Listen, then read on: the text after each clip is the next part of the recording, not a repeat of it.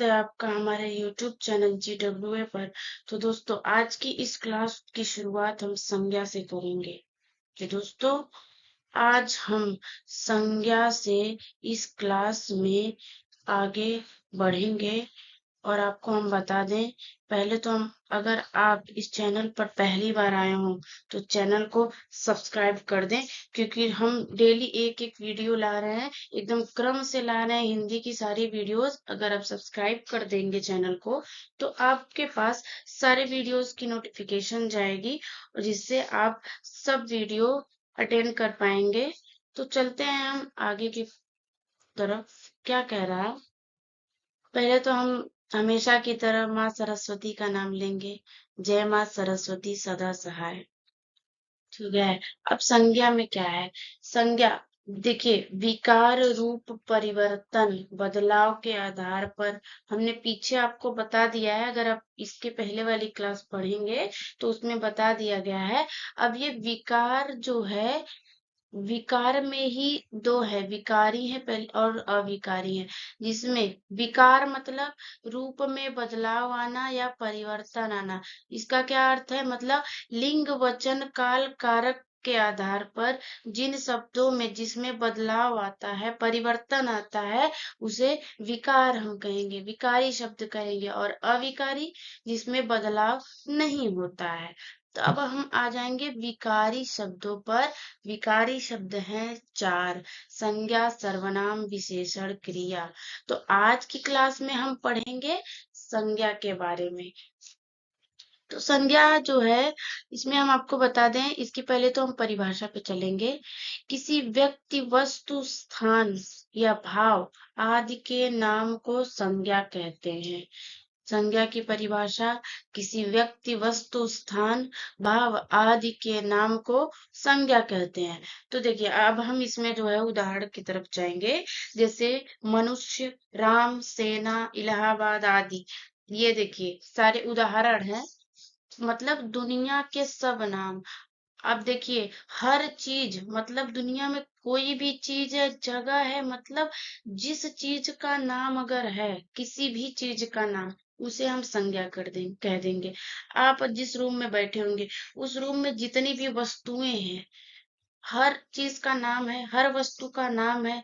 मतलब दुनिया की प्रत्येक वस्तु, स्थान, हर चीजें जिसका अगर नाम है, जो है वो संज्ञा है। ठीक। और देखिए, इसमें भी दृश्यमान और अदृश्यमान संज्ञा में भी देखिए है। अदृश्यमान में क्या होगा? जिसे हम देख नहीं सकते, जिसका भाव का नाम होता है। ठीक है।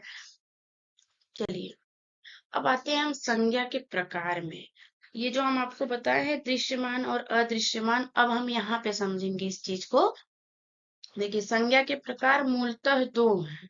पहला है यथार्थवाचक, जो वास्तविक होता है, जो दृश्यमान होता है, मतलब जो हमें दिखाई दे सकता है, मूर्त हो, जिसका नाम सुनते ही अपने दिमाग में एक चित्र सा बन जाए, इमेज बन जाए कि हाँ, ये चीज क्या है। ये अगर नाम लिया गया तो ये है क्या, तुरंत हमारे मतलब नाम लेते ही ऐसा लगेगा कि हाँ, उसके बारे में एक पिक्चर बन जाए हमारे माइंड में। तो पहला है व्यक्तिवाचक, दूसरा है जातिवाचक संज्ञा, तीसरा है द्रव्यवाचक, जिसमें पदार्थों के नाम होते हैं, धातु के नाम होते हैं। ठीक है। और चौथा है समूहवाचक, जिसमें समूह, दल, संगठन, समूह। देखिए, ये आप समूह खुद ये पता चल रहा है कि जिसमें कई लोगों का एक समाहार हो, कई लोग जिस जगह पे हो, समूह बन गया, दल बन गया, संगठन बन गया, समूहवाचक हो गया। अब देखिए, वो अदृश्यमान का हम बोले हैं पीछे, वो आपको वहां नहीं समझ में आएगा, यहाँ पे आपको समझ में आएगा। क्या है? भाववाचक। संज्ञा के मूल रूप से दो प्रकार, यथार्थवाचक में ये हम चारों ले लिए: व्यक्तिवाचक, जातिवाचक, द्रव्यवाचक और समूहवाचक। अब हम दूसरा आएगा भाववाचक। मतलब ये अदृश्य, ये हमें दिखाई नहीं देता है, अमूर्त है और अवास्तविक है। ठीक है। भाववाचक में ये हमको दिखाई नहीं देगा, ये क्या चीज है, अमूर्त है, ये वास्तविक नहीं है। चलिए आगे हम चलते हैं। अब चलेंगे हम संज्ञा के कार्य पर। पीछे आपने समझ लिया होगा। अब हम आगे बढ़ते हैं संज्ञा के कार्य पर। तो ये कह रहा है कि संज्ञा के निम्नलिखित प्रमुख कार्य हैं क्या? मतलब व्यक्ति, राज्य, देश, पुस्तक, ग्रह, नक्षत्र, दिन, महीना आदि के नाम का बोध कराना। अब देखिए, इसमें हम जरूरी नहीं कि हर चीजें हम एक एक करके बताएं कि व्यक्ति, राज्य, देश। देखिए, हम आपको पहले ही बता दिए कि दुनिया की हर चीजें, हर जगह, वस्तु, मतलब प्रत्येक दुनिया में जितनी चीजें हैं जिनका नाम है वो संज्ञा है। अब देखिए, व्यक्ति में कितने व्यक्ति आ जाते हैं, अपने राज्य कितने हैं, देश कितने हैं, पुस्तक, अनेक पुस्तकों का क्या अलग अलग नाम है, ग्रह कितने हैं, नक्षत्र कितने हैं, दिन हमारे, महीने, मतलब सभी सभी के नाम है। तो वो संज्ञा का कार्य है कि सबके नाम का बोध कराना। अब जैसे अगर हम इसमें सिर्फ ले लें व्यक्तियों का नाम, जैसे रोहित, संजना, शौर्य, उत्कर्ष। अब स्थान का नाम ले लें अगर, तो आजमगढ़, रूस। पुस्तक का नाम ले लें तो कामायनी। हम कोई भी नाम ले सकते हैं, ऐसा कोई नहीं है। हम गोदान ले सकते हैं नाम, हम देखिए कुछ भी ले सकते हैं। अब देखिए, पशु पक्षियों या मिठाइयों के नाम का बोध कराना। ये सिर्फ हम आपको, देखिए ऊपर खुद आपको समझ में आ गया होगा ये सारी चीजों से, कि दुनिया के प्रत्येक चीजों का नाम ही संज्ञा है। अब देखिए, जैसे कबूतर, बर्फी, मोटरसाइकिल आदि समूह का बोध भी कराता है ये। जैसे झुंड हो गया, है समझ में आ रहा है आपको? झुंड हो गया, सेना हो गई, समूह का बोध भी ये कराता है। किसी धातु या द्रव का भी बोध कराएगा, सोना, चांदी, घी, तेल, पेट्रोल, डीजल, पानी, मतलब हर चीज के नाम का बोध कराएगा ये संज्ञा। अब आता है व्यक्ति या पदार्थों के भाव, धर्म, गुण का बोध कराएगा। क्या है? व्यक्ति या पदार्थों के भाव, धर्म, गुण आदि का बोध कराने का कार्य भी संज्ञा का है। अब जैसे इसमें क्या क्या हो जाएगी? दया का भाव, मनुष्य के अंदर दया का भाव होता है, कृपा का भाव होता है, मित्रता होती है, चतुराई होगी। मतलब ये एक तरह से हम आपको पीछे बताए होंगे, ये सारी चीजें अदृश्यमान में आएंगी, एक तरह से भाववाचक में आएंगी। आगे की तरफ हम चलते हैं, एकदम अच्छे से आप समझने की कोशिश करिएगा, क्योंकि ये जो है क्लास हम बहुत, मतलब बहुत अच्छे से इस चीज को लाए हैं, और हम पूरा समझाने का प्रयास करेंगे और आप समझने का प्रयास करेंगे। ठीक है? पहला आ जाता है व्यक्तिवाचक संज्ञा। पीछे हमने आपको सब बता दिया है, अब इसमें आएगा पहला व्यक्तिवाचक संज्ञा। व्यक्तिवाचक संज्ञा किसी विशेष व्यक्ति या स्थान, क्या हो जाएगा? फिर से सुनिएगा, व्यक्तिवाचक संज्ञा में किसी विशेष व्यक्ति या स्थान का बोध कराती है। ठीक है? जैसे अभी इसमें क्या है? यमुना, तुलसीदास, मुंबई, हिमालय आदि। मतलब जो व्यक्ति, किसी विशेष एक ही चीज, जो मतलब कि जो एक हो, दुनिया में कोई चीज एक हो। अब यमुना नदी ये एक ही है, तुलसीदास वो एक ही थे, मुंबई शहर ये एक ही है, हिमालय पर्वत एक ही है। व्यक्ति मतलब व्यक्तिवाचक, मतलब इस पे आप अपने से ये सोचिए कि व्यक्ति मतलब एक व्यक्ति। ठीक है? इसको हम पूरे में नहीं लेंगे। व्यक्ति मतलब एक व्यक्ति, एक, मतलब ये जो चीजें एकदम एक ही हैं उसे हम व्यक्तिवाचक में रखेंगे। अब जैसे हम नदियों के नाम ले लें, गंगा नदी एक ही है, गंडक नदी, यमुना तो हमने पीछे ऊपर भी बता दिया है आपको। अब आते हैं हम दिनों के नाम में, सोमवार, मंगलवार, बुधवार, मतलब ये सब एक ही है एकदम। अगर हम देशों, महादेशों के नाम बोल दें, जैसे एशिया बोल दें, यूरोप बोल दें, ये सारी चीजें एक ही हैं।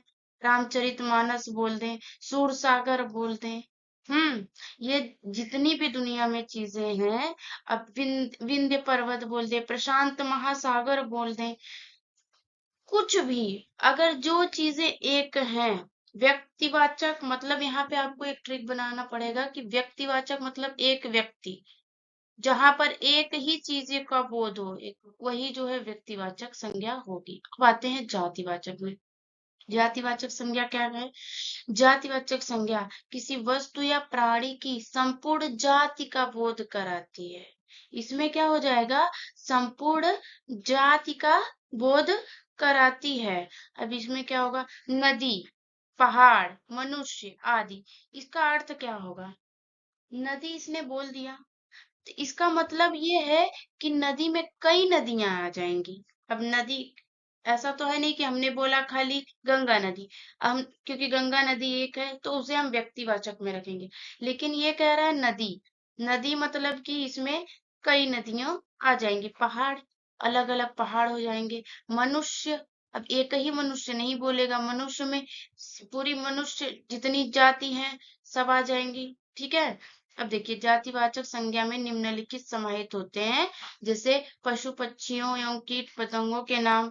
खटमल, अब एक ही तो नहीं है, बहुत हैं। गाय, इसकी भी कितनी प्रजातियां हैं। घोड़ा, इसके भी। मैना, पक्षी का नाम है। ये सारी चीजें जो है जातिवाचक में। फलों के नाम, सब्जियों तथा फूलों के नाम अगर आ जाते हैं, आम, अब एक ही आम नहीं है। केला, पालक, आलू, ये सब जातिवाचक में ही आएंगे। और व्यवसायिकों, पदों एवं पदाधिकारियों के नाम अगर ले लेते हैं, जैसे धोबी अगर हो गया, धोबी, वो एक ही धोबी तो नहीं रहता है। ठीक। राज्यपाल, अलग अलग राज्य के होते हैं ना राज्यपाल, एक ऐसा तो है नहीं कि पूरे एकदम सर्वमान्य एक ही हैं। प्रधानमंत्री, मतलब जितने भी ये सारी जातिवाचक में आएंगे। अब हम आते हैं समूहवाचक संज्ञा में। समूहवाचक संज्ञा क्या है? कि पदार्थ, जिसमें समूहवाचक में जो है पदार्थों के समूह का बोध कराता है। इसमें क्या होता है? इसमें पदार्थों के समूह का बोध कराएगा। जैसे गिरोह, मतलब कई लोगों का एक ऐसे झुंड बन जाता है, गिरोह लोग बना लेते हैं, दल बनाते हैं, सभा बनाएंगे। सेनाओं का जो एक अलग से सेना, एक ही नहीं न रहती है, सेना अगर बोल दिया गया तो ये बहुवचन में आ जाता है पूरा। ठीक है।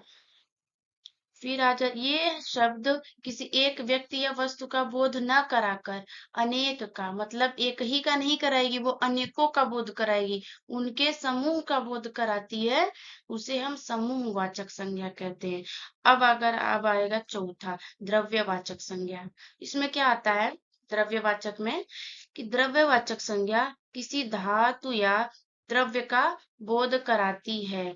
किसी धातु या द्रव्य का बोध कराती है। अब देखिए, इसमें क्या क्या आ जाएगी, जैसे चांदी, सोना, पानी, डीजल, पेट्रोल, है, पीतल आदि इसमें आ जाएंगे। धातु में धातु या द्रव्य का बोध कराएगी, मतलब आपका ये सब धातु हो जाएगा। पीतल, सोना, पानी हम बोल दिए, डीजल, पेट्रोल, ये सब द्रव्य में आ जाएगा।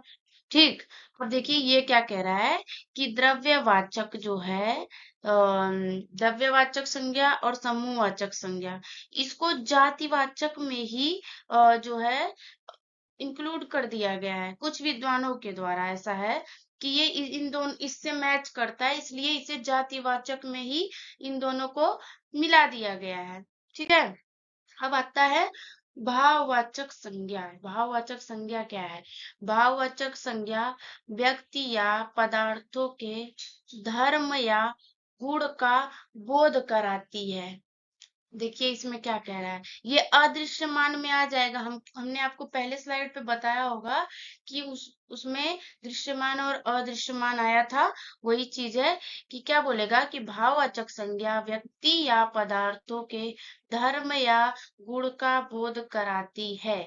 जैसे अच्छाई, ये हमें दिख, मतलब ये नहीं है कि पूरी दृश्यमान है, ये एक अंदर से भाव जो है जागता है। चौड़ाई, मिठास, लंबाई आदि।